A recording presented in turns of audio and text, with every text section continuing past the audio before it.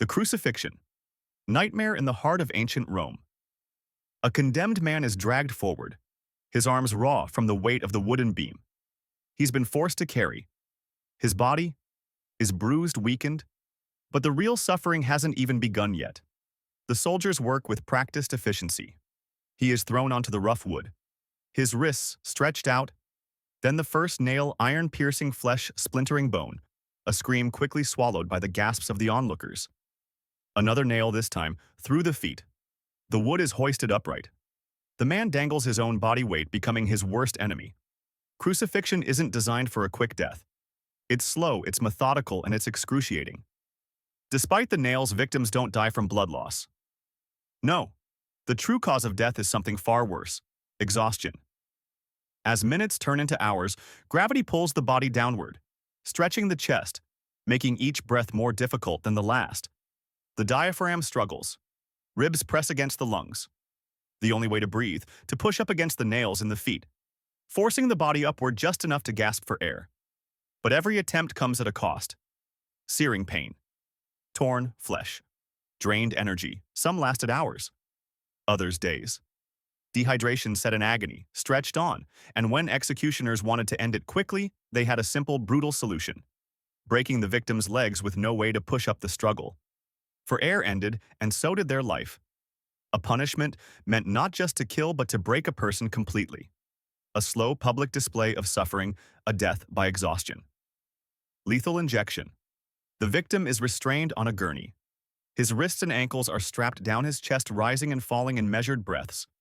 A curtain separates him from the witnesses, a glass barrier standing between life and death. A masked technician approaches, preparing the syringes with clinical precision. The needle pierces his skin, sliding into the vein. Lethal injection is designed to be humane, almost peaceful. No violent thrashing, no dramatic struggle. Just a slow, quiet fading. At least that's what it's supposed to be. The process unfolds in 3 carefully timed steps. First, in lethal injection. Anesthesia. Anesthetic. Its job to lull the prisoner into unconsciousness, ensuring they feel nothing in theory. They should drift off unaware of what comes next. Then the paralytic agent muscles seize the lungs. Freeze, even if the person were awake, they wouldn't be able to move, to blink, to scream. The body becomes a statue, perfectly still. Finally, potassium. Lethal. Injection. Potassium. Chloride.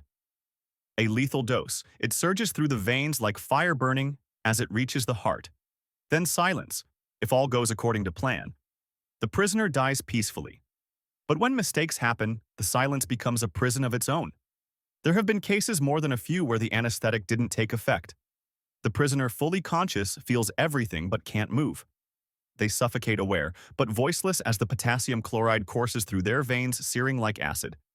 The witnesses see nothing unusual, just a body lying, still, eyes closed as if asleep. But inside the firing squad.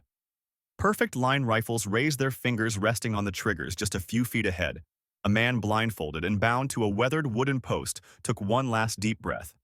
He couldn't see them, but he knew they were there, watching, waiting. A command shattered the silence fire. 5 shots rang out in unison, cutting through the morning air. The force of the bullets sent the man's body jolting against the post. If the shots were placed right through the heart, it would be over in seconds.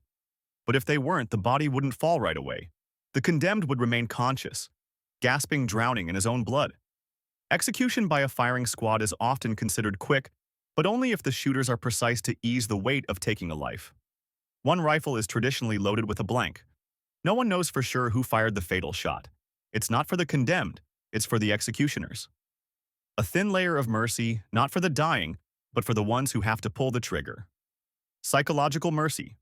The electric chair into a dimly lit room, his hands bound, his face pale. In front of him stands a strange, towering wooden chair, bolted with metal plates, thick leather straps, and wires snaking from the floor.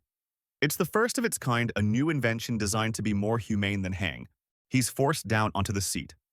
Thick leather restraints tighten around his arms, his legs, his chest holding him in place. A metal cap wired to the chair is pressed firmly against his shaved scalp. Another electrode is strapped to his leg. The room is silent except for the shallow nervous breathing of the witnesses. Then a nod. A switch is thrown in an instant. 2,000 volts rip through his body. His muscles seize violently. Every nerve firing at once, his fists clench so hard that his fingernails cut into his palms. His body stiffens rigid as stone. The smell of burning flesh fills the air. If everything goes as planned, his brain shuts down in seconds. But this is 1890. Things don't always go as planned. Some prisoners survive the first shock, their bodies burnt and blackened, but still breathing, their heart still struggling to beat. And so the switch is flipped again. More volts, more convulsions. Sometimes it takes 2, even 3 attempts before it's finally over. The electric chair was supposed to be a modern, painless alternative to execution. Instead, it became a symbol of something else. A terrifying display of just how much electricity can do to a human body. Hanging executed. Imagine standing on a wooden platform, a noose tightening around your neck. The crowd below murmurs, waiting. The executioner adjusts the rope with precision, or at least that's the idea. A lever is pulled. The trapdoor swings open. Gravity takes over, but what happens next depends entirely on a few inches of rope. If the drop is too short, the body jerks to a stop, but the neck doesn't break. The condemned dangles, struggling for breath as the noose crushes the windpipe. The face darkens. The legs kick, and the brain, starved of oxygen, descends into panic. Death doesn't come instantly. It takes minutes, agonizing, suffocating minutes. Now, if the executioner has measured correctly, the story changes. The long drop hanging was designed for efficiency. The rope's length is calculated based on weight and height. If done right, the force of the fall snaps the neck, instantly severing the spinal cord. The body goes limp. Death is nearly immediate. Clean, at least in comparison, but miscalculations were common. A few inches too short, and the victim suffered a slow, choking death. A few inches too long. The snap was too powerful, and sometimes the head tore clean off. Even when the math was right, things didn't always go as planned. There are recorded cases where the condemned twitched and convulsed for minutes before going still. The body fighting even after the mind had surrendered. The guillotine. It was 1793 and the crowds gathered at the Place de Revolution in Paris. The air was thick with tension. Another condemned prisoner was being led to the guillotine, France's so-called humane method of execution. The executioner tightened the straps, ensuring no resistance. The prisoner knelt, their neck placed in the wooden groove, the lunette closing around them like a vice. The blade, weighing over 88 pounds, shot down with terrifying speed. In less than half a second, it had done its work, severing the head cleanly from the body. A collective gasp rippled through the onlookers as blood sprayed from the open stump. The head tumbled into the wicker basket below its expression. Frozen in time, the body twitched violently, nerves firing their last signals. But the real horror was in the basket. Witnesses swore they saw the eyes moving, darting about as if still processing the scene. Some claimed the lips quivered, perhaps forming silent words in one particularly unsettling account. An executioner lifted a severed head and slapped its cheek. The eyes focused on him in what appeared to be rage. Was it just muscle spasms? A final flicker of neural activity? Or was the victim still experiencing their own demise? Modern neuroscientists speculate that the brain remains conscious for up to 10 to 15 seconds after decapitation, with oxygen still present in the brain cells. There is a brief but terrifying window where awareness may persist. A person might not be able to process pain, but they may realize, if only for a few agonizing moments, that they have been executed.